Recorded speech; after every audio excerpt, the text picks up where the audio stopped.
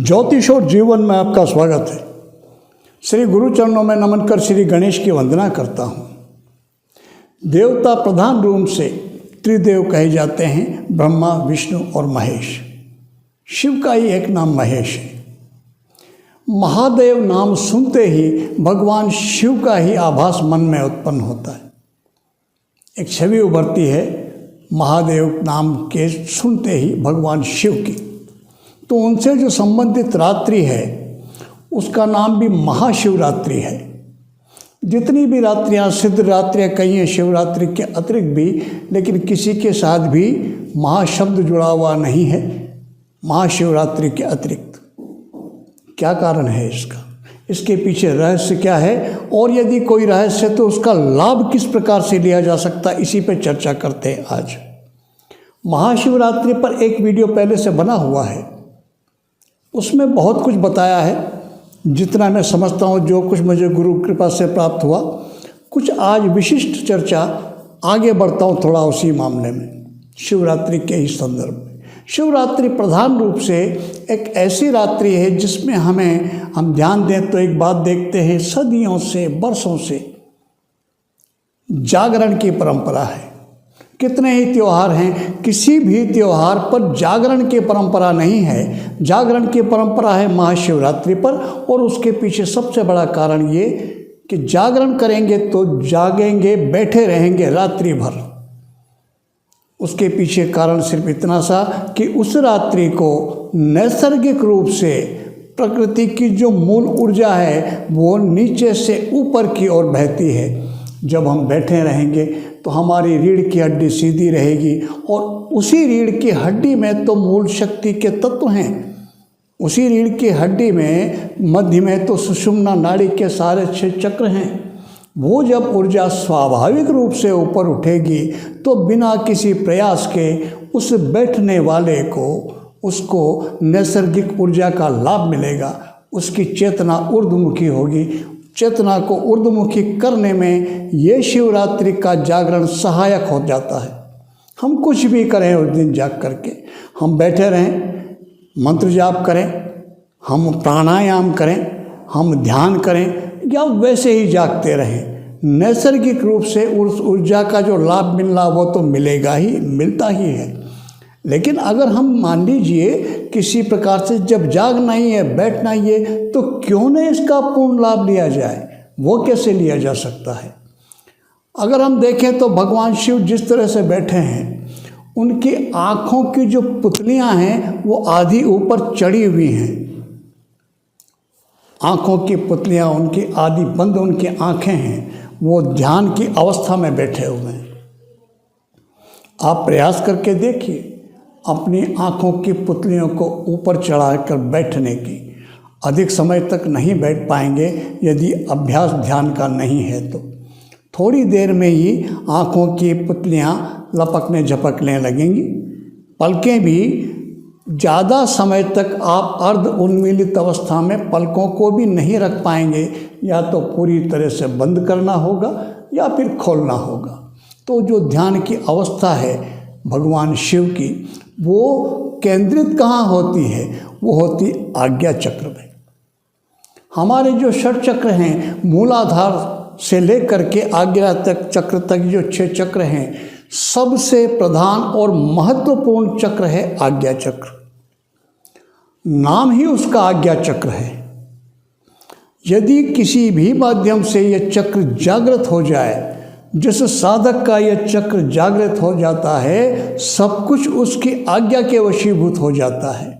जो कुछ वो सोचता है, जो कुछ वो कहता है, वही आज्ञा है, और फिर वैसा ही घट जाता है। जो कुछ वो बोलता है, जो कुछ वो सोचता है, वैसा ही हो जाता है। कह सकते हैं दूसरे शब्दों में कि सब कुछ उसकी आज्ञा के वशीभूत हो जाता है। इस आज्ञा चक्र के जागृत होने का यह परिणाम होता है।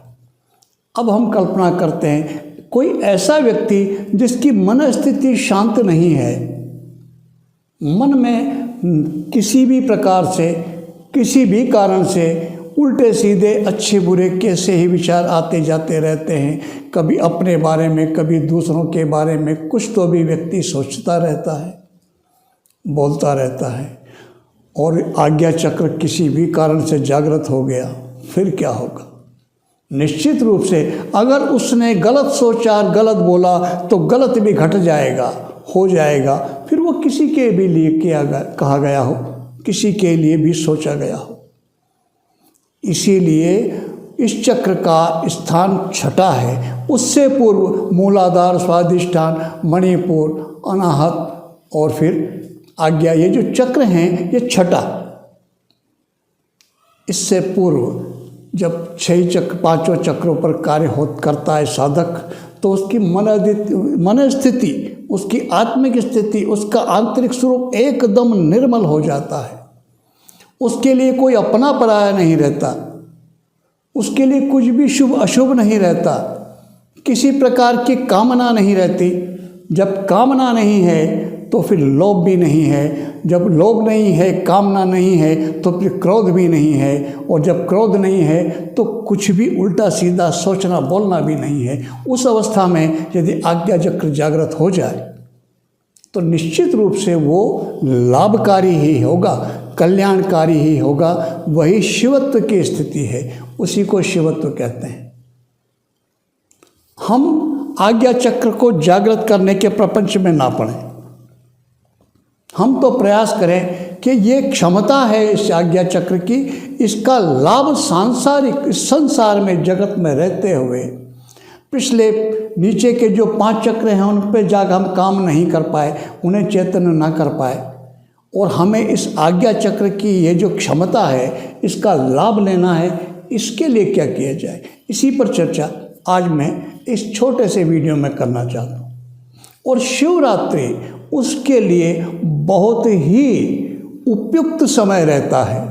स्वाभाविक रूप से शिवरात्रि के दिन रात्रि में फाल्गुन मास की कृष्ण पक्ष की चतुर्दशी, यह शिवरात्रि फाल्गुन मास कृष्ण पक्ष में जब रात्रि काल में चतुर्दशी रहे, उसी दिन शिवरात्रि मनेगी।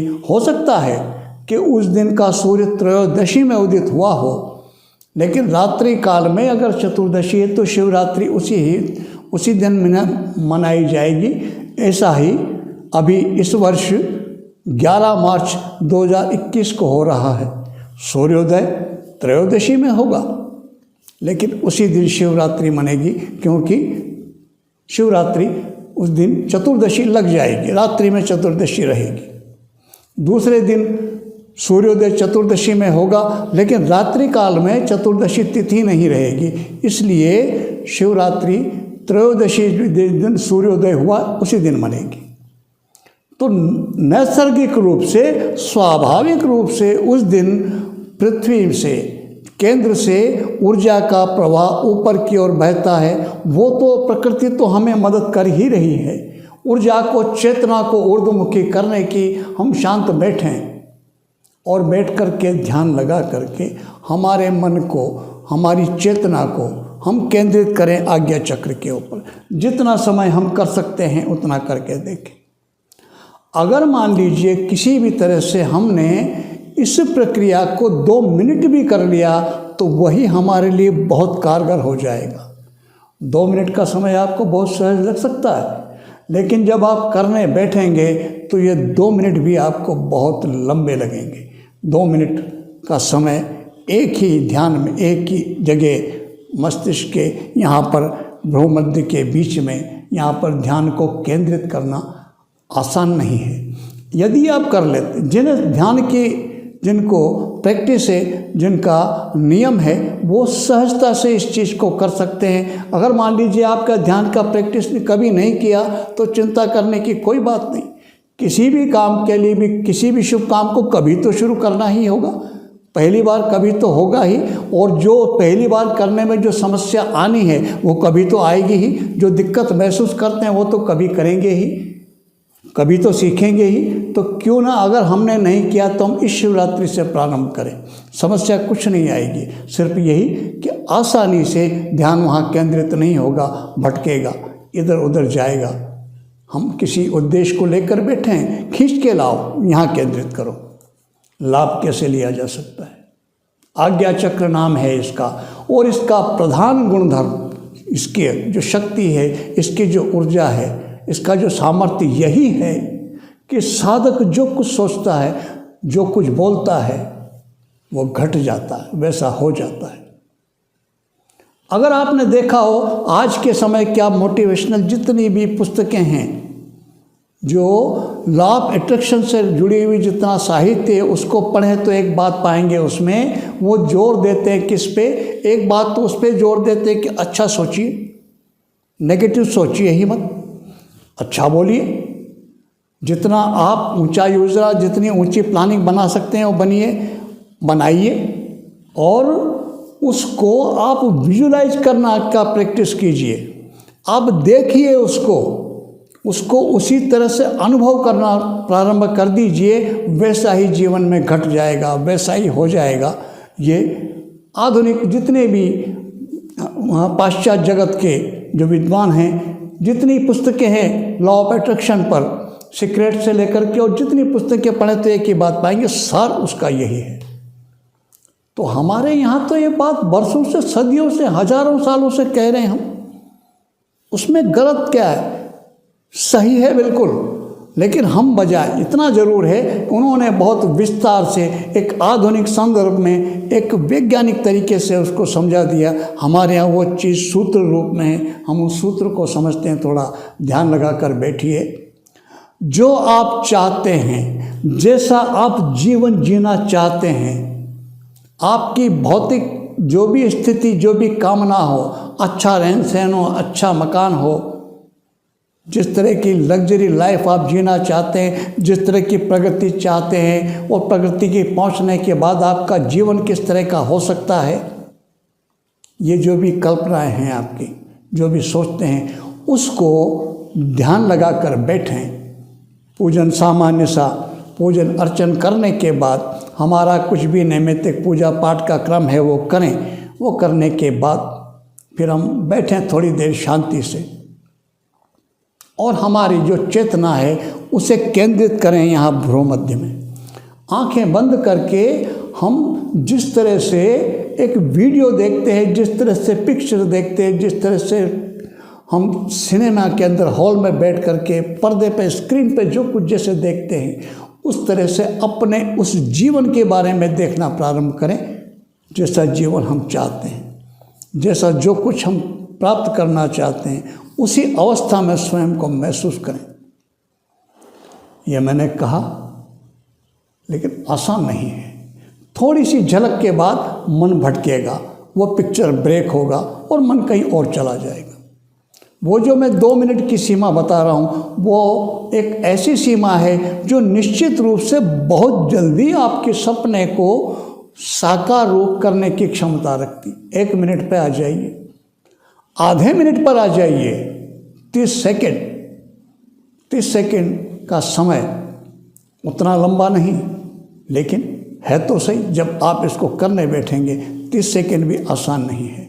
30 सेकंड से आप प्रैक्टिस करके फिर इसको आगे बढ़ाइए, और बढ़ाते बढ़ाते इसको 1 मिनट तक, 1.5 मिनट तक, 2 मिनट तक, 30 सेकंड से 5 मिनट तक, 1 मिनट तक, 1.25 मिनट तक, अपनी सुविधा से इस समय को बढ़ाते चलिए। जीवन में जो कुछ पाना चाहते हैं, जिस स्वरूप को पाना चाहते हैं, विश्वास रखिए आप इसको प्राप्त कर लेंगे। महावीर स्वामी ने भी अपने प्रवचन में कहा है ये कि जो कुछ आप चाहते हो उसको देखना प्रारंभ कर दो, उसको आप विजुलाइज करो, उसकी कल्पना करो। कल्पना इस तरह से करो जैसे उसका ठोस आधार हो। स्वप्न तो आपने देखे ही होंगे। आपका स्वप्न कैसा ही रहा हो, वो डरावना रहा हो या फिर बहुत अच्छा रहा हो, आपको मनपसंद रहा हो, नींद खुलने के बाद आपने महसूस किया होगा कि अरे ये तो स्वप्न था। जब तक नींद नहीं टूटी तब तक तो वो भी आपको साकार लग रहा था, तब तक तो वो भी बिल्कुल ऐसा लग रहा था जैसे सही है, वो हकीकत में वैसा ही जीवन जी रहे हैं आप। तो उस स्वप्न की तरह से अपनी उस मन स्थिति को जैसा आप चाहते हैं जो जीवन आप जीना चाहते हैं, जिस तरह की उपलब्धि चाहते हैं, उसे आप महसूस करना प्रारंभ कर दीजिए। उसमें बिल्कुल ऐसी होनी चाहिए आपकी फीलिंग, विजुलाइज, जो बिल्कुल सही जैसा लगता हो, एक स्वप्न की तरह से, जैसा स्वप्न सार्थक लगता है नींद टूटने से पहले, इसी तरह से वो भी सही सार्थक दिखाई देना चाहिए। आप विश्वास रखिए, इस प्रैक्टिस को आप शिवरात्रि से प्रारंभ कीजिए और निश्चित एक नियत समय पर बैठ करके 1 मिनट, 2 मिनट, आधा मिनट से प्रारंभ करें, पौन मिनट, 1 मिनट, सवा मिनट, जितना समय पूजन के समय में नियमित करते हैं हम। हमारा जो भी क्रम है, जिस भी तरह की, जिस भी इष्ट की, जिस भी देवता की सेवा पूजा करते हैं वो करें, और करने के साथ फिर इस विजुअलाइजेशन को आप निश्चित रूप से प्रैक्टिस में ले लीजिए। कुछ ही समय बाद आप पाएंगे कि जो आप चाहते थे, जो आपकी आकांक्षाएं थी, उनकी संभावनाएं आपके जीवन में घटने लगी हैं। वो आपकी तरफ, आपके जीवन की तरफ आकर्षित होने लगा है। उनकी सारी की सारी जो प्रैक्टिकल वे में देखा जाए तो वो आपके जीवन की तरफ आकर्षित होना प्रारंभ हो जाएगा। लगने कोई बात बड़ी आपको अजीब सी लग सकती, इसमें अजीब जैसा कुछ है नहीं। अगर देखा जाए तो सब कुछ है इस जगत में, आज भी है वो जो आप चाहते हो, उसकी कल्पना कीजिए। बस फर्क इतना सा है, आपकी कल्पना बिल्कुल विश्वास के साथ होनी चाहिए। उस कल्पना में कहीं पर भी लेश मात्र भी शंका का होगा या नहीं होगा, और कैसे होगा, ये 2 प्रश्न नहीं आने चाहिए। कैसी ही स्थिति वर्तमान में हो और आप कैसी ऊंचाई चाहते हो, पूर्ण विश्वास के साथ होगा या नहीं होगा, या कैसे होगा, जैसे 2 प्रश्न मन में पैदा नहीं होने दें। इन प्रश्नों को मन में ना आने दें, और जो आप चाहते हैं उसे बिल्कुल ठोस रूप में, उसको कल्पना में अपने आसन पर बैठकर विजुलाइज करने की प्रैक्टिस आप प्रारंभ कर दें। निश्चित रूप से आप थोड़े दिन में देखेंगे आपके पास उन संभावनाओं के आसार बनने प्रारंभ हो जाएंगे। आपको अवसर मिलेंगे, उन अवसरों को पहचानिएगा, उनका लाभ उठाइएगा, और जैसा आप चाहते हैं अपने जीवन में उसी परिवर्तन को ले आइएगा। भगवान शिव आप पर कृपा करें। आपने सब्सक्राइब किया चैनल, मुझसे जुड़े, इसके लिए मैं आपका आभार व्यक्त करता हूँ। धन्यवाद, नमस्कार।